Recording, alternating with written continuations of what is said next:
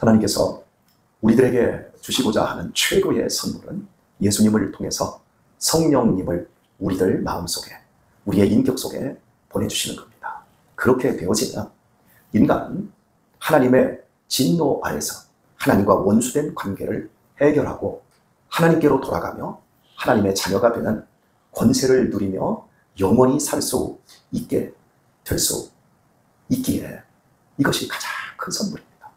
저와 여러분이 현재 예수님을 구주로 고백하고 있고 하나님을 아버지라 부르고 있지 않습니까?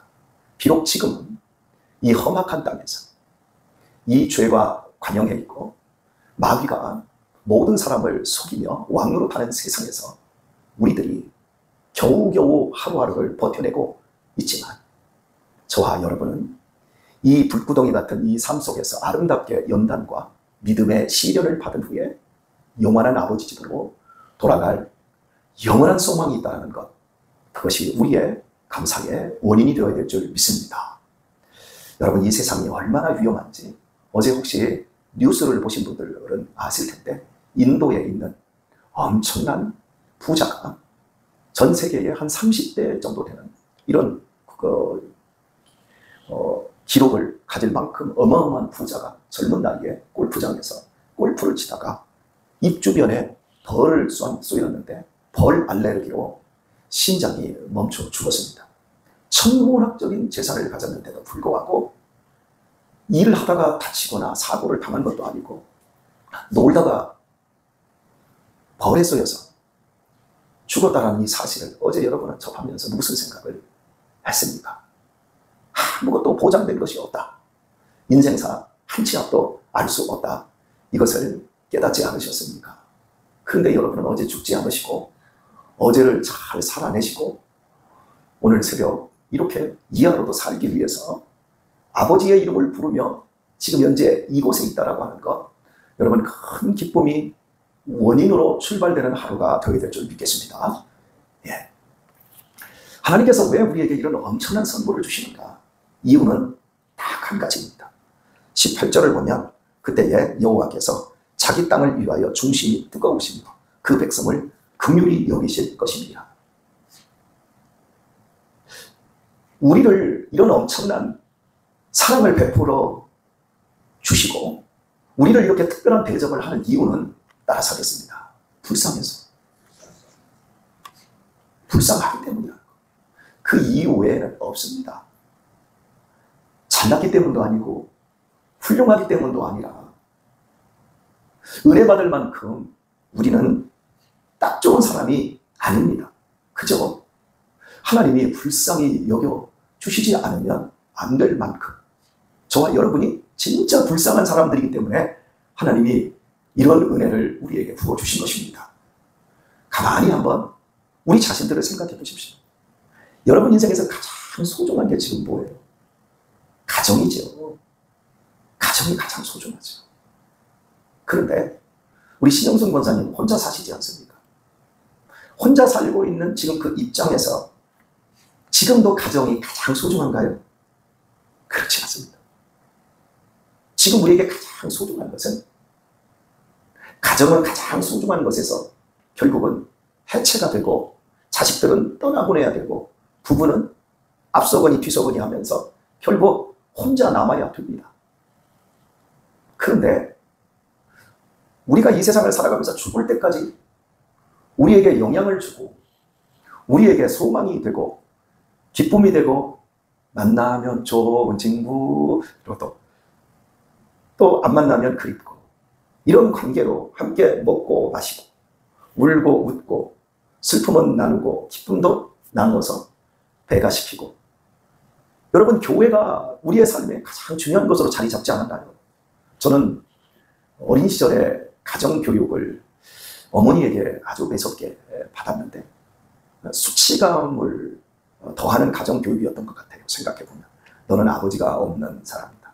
아버지 얼굴도 못 보고 큰 사람이다. 네가 잘못하면 네 행동이 흐트러지면 너를 향해서 후레자식이라는 소리를 사람들이 할 거다. 그러니까 특별히 조심해서 어른들에게 잘해야 된다. 어른들 보면 인사를 해야 되는데 하루에 몇 번이라도 인사해야 된다. 제 어머니께서 그걸 가르쳐 주셨어요. 자, 그러니까 저한테 교육을 하더라도 자부심. 너는 아버지가 일찍 돌아가셨지만 하나님께서 너의 영원한 아버지야. 절대 기죽지 마. 너는 하나님이 사랑하는 아들이야. 그러니까 당당하게 어른들 만나면 인사를 해. 어른들이라고 하는 건 인사를 받아놓고도 받은 것을 금방 잊어버려. 그리고 자기 서운한 것만 늘 얘기하니까 하루에 몇 번씩 만나도 어른들한테 인사를 잘해서 하나님의 영광을 나타내도록 해. 이렇게 자부심으로 교육을 할 수도 있는데, 너 욕먹기 싫으면, 후레자식 소리 듣기 싫으면 인사 잘해야 돼. 우리가 자녀들을 교육을 시킬 때에도 너 그렇게 하면 하나님께 벌 받는다. 너 그러다가 복 못 받는다. 이런 식으로 가르친단 말이야. 그러니까 우리 애들이 하나님을 되게 무서운 존재로 억압되고 어떤 율법적으로 우리에게 이거 잘못하면 네 큰일 난다. 하나님이 얼마나 좋은 분이신지, 우리를 불쌍히 여겨주신다. 우리의 허물 때문에 불쌍히 여겨주신다. 우리의 죄 때문에 우리를 긍휼히 여겨주신다. 이런 하나님을 우리가 일찌감치 만나더라면 우리 자신들이 너무 좋았을 것을. 우리의 내면이 너무 편하고 너무 넉넉하고 너그러워지지 않았겠습니까? 사람은 받은 만큼, 배운 만큼 생각하게 되어지고 주게 되어 있거든요. 이런 넉넉함을 우리가 경험을 어린 시절부터 잘 하고 지금 이 노년으로 들어왔다고 한다면 우리의 삶은 여유가 굉장히 넘쳐날 겁니다. 하지만 이렇게 우리 자신을 옥죄면서 나는 하나님의 기준에 합당하지 못하는, 나는 참 은혜를 내가 너무 소홀히 여기는 것 같아, 이러면서 자기를 반성하고 착착 같은 것만 늘 하는 사람의 특징은 긴장되어 있고, 또 자신만 긴장하고 있는 게 아니라 타인들의 실수에 대해서, 타인들의 허물에 대해서 너그럽게 용납하는 이 폭이 굉장히 좁아질 수밖에 없는 겁니다. 우리를 불쌍히 여겨주시는 하나님을 우리가 더 많이 경험하는 노년이 되어야 될 것입니다. 어린 시절에는 다 율법적인 이런 것들이 팽배한 시대에 살았고, 복음의 영광, 하나님이 얼마나 우리에 대한 그 사랑과 참으심이, 그리고 우리를 얼마나 더 많이 불쌍히 여겨주는지를 어린 시절에는 경험한 폭이 없었지만 우리 여러분 이제는 많아지지 않았습니까? 그러니 조금 더 여유롭고 조금 더 넉넉해지는 우리 성도님들 되시길 바랍니다. 이런 전설 같은 이야기가 있습니다. 아버지가 저녁 때 일을 하고 집에 오니까 멀찍이에서 동네에 불이 나 있는 거예요. 아이고, 불났네, 누구네 집이지? 하면서 걸음을 빨리 옮겨오는데 자기 집이 가까울수록 그 불난 집이 자기 집인 거예요. 정신없이 뛰어 올라갔더니 소방대원들이 이미 불을 끄고 있는데 불길을 잡을 수가 없어요. 그러다가 이 아내가 있고, 그런데 아내가 막 넉넉고 어떻게 울고 있습니다. 왜 그래? 그러면서 우리 선이는 어디 있어? 여보, 저 안에 있어, 저 안에. 불길이 너무 거세서 구하러 들어갈 수가 없는데 선이라는 딸은 소아마비 환자로 다리를 잘 쓰지를 못해요. 소방대원들이 전문 소방옷을 입고 전문 장비를 가졌는데도 구하러 들어갈 수가 없는 거예요. 순간 이 아버지가 옆에 있던 양동이에 물을 확 뒤집어 쓰고 자기 입을 널어놨던 거에 물을 적시고 그걸 뒤집어 씁니다. 주변에서 말립니다. 지금 들어가면 죽는다고, 건물이 무너진다고. 그리고 그 딸이 지금 저 안에서 이미 질식해서 죽었을 거라고, 이건 자살행위라고. 그런데 아버지가 이불을 뒤집어 쓰고 모든 걸 뿌리치고 들어갑니다. 그리고 아슬아슬하게 그 딸을 이불과 함께 들쳐업고 나옵니다. 얼마나 다행한 일입니까? 나중에 신문사 기자가 묻습니다. 어떻게 그런 화마 속에 곧 무너질 건물 속으로 뛰어들어갔습니까? 그 아버지 말, 안 된다. 불이 너무 거세고 이미 끝났다. 들어가야 아무 소용없다. 이건 자살행위다. 그런 비관적인 말이 저에게는 중요하지 않았습니다. 저에게 중요한 것은 그 불구덩이 속에서 아버지는 나를 구하러 올 것이라고 기다리고 있는 내 딸이 저는 더 소중했습니다. 아버지는 나를 구하러 올 것이다. 반드시 올 것이다. 그래서 저는 딸하고 함께 그 불구덩이에서 죽는다 할지라도 들어갈 수 있었습니다. 사랑하는 교우 여러분, 하나님께서 우리를 불쌍히 여겨주셔서 우리에게 당신의 아들을 십자가에 못 박고 우리의 죄를 모두 속죄하신 후에 우리에게 성령을 보내주신 이유는 저와 여러분들을 이렇게 사랑해 주셨기 때문에 그래요. 당신의 아들을 죽이시면서까지, 당신이 죽으면서까지도 우리를 살려내 주시고자 하는 그 은혜를 저와 여러분이 입었습니다. 선이라는 딸은, 우리 아버지는 나를 구하러 올 거야 기대하면서 이 연기를 참아내고 생명의 끈을 놓지 않고 아버지를 기다렸지만, 저와 여러분은 하나님과 원수되어서 하나님을 알지도 못하고 우리가 연약하였을 때, 하나님의 존재도 모를 때, 구해달라고 외치지도 않고 기다리지도 않을 때, 하나님은 당신의 아들을 우리에게 보내사 그 무서운 십자가형의 고통을 감당하게 하시고, 우리가 구원해달라고 부르짖지도 않았는데 그까짓 뭐 구원이 뭔데요, 이런 못해서 10원 주세요 비아냥거렸음에도 불구하고 하나님은 저와 여러분을 사랑하시고 구원해 내신 줄 믿습니다. 하나님은 그런 하나님이십니다. 우리가 이 하나님의 사랑과 은혜를 입었다는 사실을 여러분 결코 놓치지 마시길 바랍니다. 오늘 말씀을 맺겠습니다.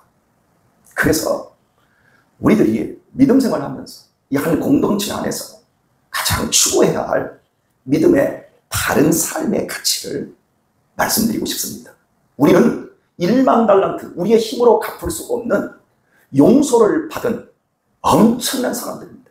그런데 우리가 살아가면서 겨우 100데나리온 빚진 자의 동관, 같이 살아가는 동료의 멱살을 잡고 너 100데나리온 빨리 갚아.